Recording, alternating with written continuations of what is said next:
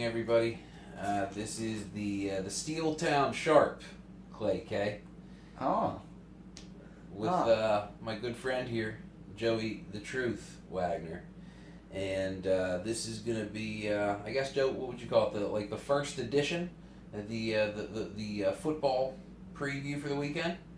I guess so. It is what it is, coming from the words of Mike Tomlin. So yeah. I guess right now, would this be the next man up mentality, Coach Tomlin? Gotta have it.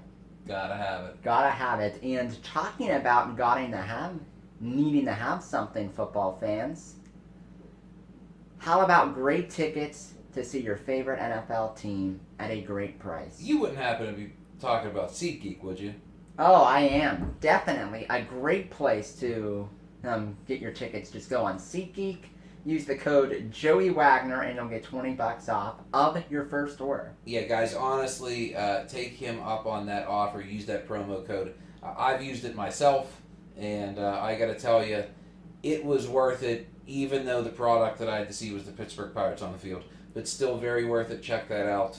As I said, this is going to be like our first little preview episode, and as the weeks continue and we expand our coverage, we're going to talk about every game coming up on the slate this weekend. We're going to make some picks. Okay. I personally think that I think Joey may have me on this one, but we're going to see how it works out. See if I can live true to that Sharp's name, and we'll see how we do. And as the weeks go on, add in a little bit of what do you think, Joe? Some fantasy football coverage? Yeah, I'd be happy to learn. Yeah, for those of you guys that do a little bit of PPR league, whether it be at work or with some family or friends, and we'll kind of see what happens. Joe, why don't we get started with the 1 o'clock games? How's that sound? The first one on the slate, we have a 1 o'clock game, Arizona Cardinals at the Cincinnati Bengals. Good old Paul Brown Stadium playing host to this game. Joe, what are your thoughts on this one? Thank goodness I'm not calling that game in the 1 p.m. window. They're both winless. Someone has to win, unless they, of course, tie. This is a pretty interesting game because you have two relatively bad football teams. The question is who is worse, and I think that answer is pretty clear. Cincinnati is probably the worst team in football, barring the Miami Dolphins. Just not a lot going on. There are some caveats to that in this game. I think that Kyler Murray being a rookie quarterback, Cincinnati does have a pretty stout defensive line. I think the question's going to be, can Joe Mixon run the football early? We'll see. He struggled against Pittsburgh on Monday night, and Cincinnati got into a big hole. I actually think Arizona wins this game on the road. Yeah, I'm going to have to go with you on that. I like Arizona going into Paul Brown Stadium, getting their first win. Bengals keep the bagel. Next, we're going to move on the Atlanta Falcons and the Houston Texans. And Joe, what's your thoughts here? So Atlanta at Houston? At Houston. Okay, at Houston. Okay. The Falcons, I thought they'd be better than what they've been so far this season. Me, and everyone else who's an NFL fan. You have Matt Ryan, Julio Jones, Calvin Ridley, Mohamed Sanu. How are they 1-3? Let's not even forget Austin Hooper, who could be the most underrated tight end in football. So here's what we saw last week was, you have Austin Hooper, who gets a bunch of balls thrown at him, catches just about all of them, and most importantly, they don't go to him in the red zone, Joe. I don't get that. Yeah, that's coaching. Yeah, it really is. It's a coaching issue, and I think that Matt Ryan might just be getting old. I think that the wheels might be starting to fall off there. Houston, they need to figure out a running game. Carlos Hyde, I don't know if he still has it, but I will say I do like Atlanta in this game. I like Atlanta. I think they're going to learn from their mistakes from last week. I think Austin Hooper is going to be targeted in the red zone. Expect him to see a few touchdowns potentially. I'm calling 2 touchdowns Austin Hooper and a 6-point Atlanta Falcon victory on the road in Houston. It'll be close, but I'm going to go with Houston. Deshaun Watson, so good and so hard to stop. Next game, Buffalo at Tennessee. This is a really good game. Really good game of 2 teams that play hard-nosed football. Yeah, if you like defense and running the football and football straight out of the 1970s, then this is literally the game for you. I have 2 things that I hope for. One, I hope I don't have to watch Matt Barkley play quarterback anymore. I really hope that Mr. Allen from Wyoming is back. And my second hope is that Marcus Mariota decides to come and actually play quarterback. Tennessee's been lacking that. They're winning in spite of Marcus Mariota. Quite frankly, let's be honest, if it weren't for Derrick Henry, Tennessee probably is an average football team at best. Have made the playoffs over the last couple of years, but I'm going to go out on a limb. I'm going to say that Allen plays, and I like a Buffalo Bills win on the road in Tennessee. Yeah, I made my picks earlier this week, and I can't remember who I picked for this game. I think I picked the Bills. Well, you know what? We'll let you flip-flop. If you want to go Bills, we're both going Bills win on the road. Because nobody circles the wagons No. like the Buffalo Bills. Nobody circles the wagons. That's very true, Mr. Berman. Next game, Chicago and Oakland. 1 o'clock at Oakland. In London. It is a home game for Oakland, but it is across the pond. Is there any chance that Oakland wins this game? Yeah. You think? Yeah, I actually picked them to win. Mitchell Trubisky is hurt for the Bears. He's unlikely to play, and the Raiders are going to be fired up. John Gruden is going to want to look like he made the right move for trading Khalil Mack. Wow, that is a bold statement. That is a very bold statement. That's what you'd call a hot take. That is a hot take. I'm going to be honest. I don't care if Mitchell Trubisky is playing quarterback or if it is Paul, the janitor from the high school up the street. Chicago wins this game. I think it's a 2-touchdown plus game. Oakland is not going to be able to do anything. There will not be a run game. They will cover the middle of the field, and Mr. Waller will be shut down. And quite frankly, I don't have faith in Derek Carr's arm deep. I am going Chicago with a pretty considerable victory. Next is Jacksonville and the Panthers.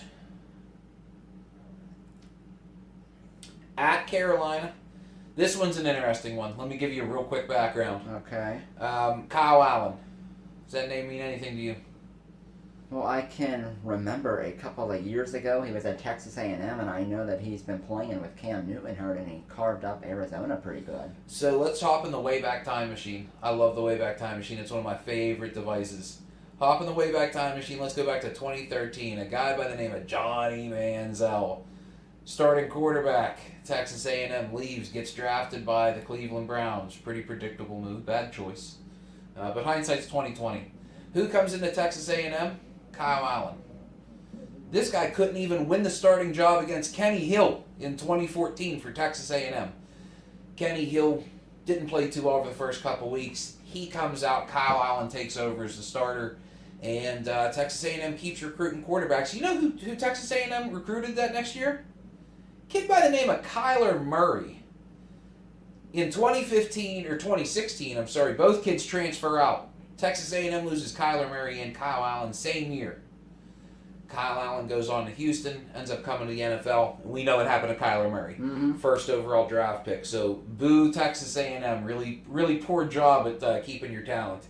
But, I mean, Kyle Allen, he's played in 2 major college football programs, played for some great head coaches, but he's not Cam Newton. So the question is, Carolina, Jacksonville, who do you like? Panthers. Close. Panthers. I'm going to go with a little bit of shocker here. I'm going Gardner Minshew, Washington State product, on the road with the victory. Go Team Uncle Rico. Minnesota, New York Giants. 1 o'clock at New York. That'll be closer than you think. Daniel Jones has played so He's well. real. He's real. He's played so well as a rookie. Remember how the Giant fans were losing their minds when they drafted him 6th overall? That seems like a whole nother lifetime. A lot of people ago. thought it was a reach. If you recall, we were together on draft night. Yes, we in were. The board, and I had made the prediction that the Giants were going to take Daniel Jones. But I have to admit, it surprised me that they took him at 6 instead of 17 because he still would have been there. But they're looking smart. You can jump up and you can overdraft if you get a franchise quarterback. I think that's the only time when it's excusable. Kirk Cousins. Which Kirk Cousins shows up? Is it good Kirk Cousins? Is it overthrow by 10 yards Kirk Cousins? Well, here's the big question to that. This is a 1 p.m. game, correct? 1 p.m. So it's not prime time. East Rutherford. So it's 1 p.m. and it's not prime time, and Minnesota's roster is stacked. I think we're going to get the good Kirk Cousins. Hey, look, Adam Thielen called him out big time, and we'll have to see what happens. We're going to try to get through the rest of these as quickly as possible. We're just going to throw out some real quick bets. New England at Washington. Joe, what do you think? New England by a lot. Absolutely. Patriots, if you're a fantasy football holder, look at Tom Brady this week. Look at Philip Dorsett. Next is Jets at Eagles. I think we both are in agreement Eagles, here. no Eagles Sam by Darnold. a bunch. Tampa at the Saints also at 1 o'clock. Ooh. Any chance Tampa wins this game? Well, about a year or two ago, Tampa Bay won in New Orleans, so they have a chance. I don't think it's going to happen. but Not they have much a of one. chance. Teddy Bridgewater is still a better quarterback, unfortunately, for Jameis Winston than Jameis Winston. Saints, I believe, Me end too, up taking Saints. this game at home. Next, Denver and the Chargers. The Chargers, I think this is a pretty easy football game for them. Denver, Bradley Chubb's gone for the year. A lot of losses there. Do you agree? Yeah, Chargers win. Denver start getting ready to have a top pick next year, and I encourage you to keep losing. Dallas playing host to the Packers. Ooh. Interesting game. I do like Aaron Rodgers and the Packers going into Dallas, though. I think Matt LaFleur has done a heck of a job, and we'll see what happens from there. Who do you like? Me too, Green Bay, Aaron Rodgers, again getting it done in Dallas on the road. The Chiefs at home against the Colts. What do you think in there? Chiefs on Sunday night to get the win. So, you like the Chiefs at Yeah, home? two I like the words. Chiefs as well. 2 words, Patrick Mahomes. Patrick Mahomes. Patrick Mahomes. You know what? It's pretty tough to pick against that guy. He is really good. And, oh yeah, there's one more game. I almost forgot. We play this weekend, don't we? I think so. I think it's something, I can't remember what they call it. I think it's something called Ravens Game or Ravens something or... Oh, yeah. Ravens Week. That's right. So the Baltimore Ravens coming to Pittsburgh for the first of 2, obviously.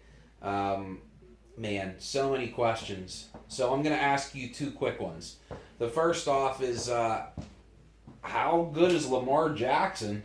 And the second question is how good is Mason Rudolph? Well, we definitely know that Lamar can run it. I think he might be even better than Michael Vick was. Even better than Madden 2004 Michael Vick. That was a good Michael Vick. I gotta admit. I won a lot of private Madden in-house games with that Michael Vick. Yeah, Lamar's good. I mean, there's no question. Throwing the ball, he's getting better. He's just continuing to develop. You know what would really help him is if Marquise Brown could learn how to catch a ball. I think that would really benefit him. I mean, Mark Andrews is the only short-handed guy on the team. When you have rookie quarterbacks, you expect them to throw to the tight end more often. Typically, they're the ones most likely to get man-on-man coverage with a linebacker. So if you get a good athletic tight end, a young quarterback typically will favor a lot of throws to the tight end. It just ends up being a favorable matchup. There is no difference in Baltimore. Lamar Jackson loves some Mark Andrews. But his receivers need to step up, and obviously they need to get the running game going. But Mason Rudolph, so many questions here. Yeah. Guy had a great stat line, had a pretty good week on paper, but I don't know if you had listened to the Fan at all earlier this morning. There was a big discussion between Filippone and Chris Muller talking about... good old Chris Muller. The good old days when the Truth would regularly have his clips played on 93.7 The Fan. Well, hey, you never know. I'm still here. Yeah, he is still here. And Chris and Pony, if you guys end up responding to any of this, you guys were talking about the game plan. I can't remember which one of you, but one of you said that this is Randy Fiechner's fault. And, you know, I don't accept that answer because the head football coach of this team is Mike Tomlin. I don't think this is on Mason Rudolph. I don't think the game plan is on Randy Fiechner. That is coming from the top. That is Mike Tomlin. They need to open the playbook up, and they need to let him throw down the field. Listen, I watched this guy live dismantle Pitt with the deep ball in this very stadium against the Pitt Panthers. Now, granted, the quality of secondary that he's facing is significantly better than what he faced when he played against Pitt. But listen, Mason Rudolph has a fantastic arm, and he can throw a deep ball. They need to unleash him. People are just going to keep... They're going to keep 8 men in the box, and they were right about one thing. If they come out with the same game plan again against Baltimore that they did against Cincinnati, they lose this game and probably handily. Yes, I would keep some parts of it because some parts I really, really liked.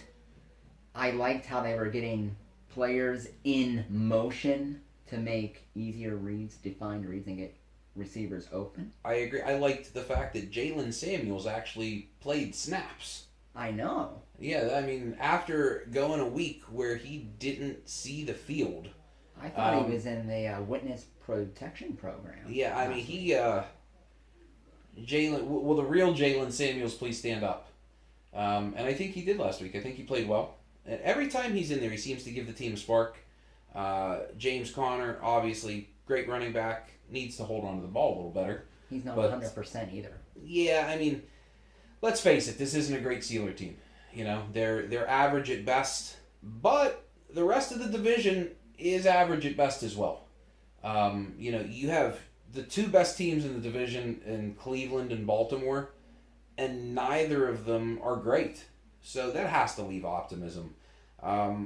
Let's get down to a brass tack pick. What do you think, Joe? Baltimore coming in 1 o'clock at Heinz Field. Our Pittsburgh Steelers trying to defend home field against the hated Ravens.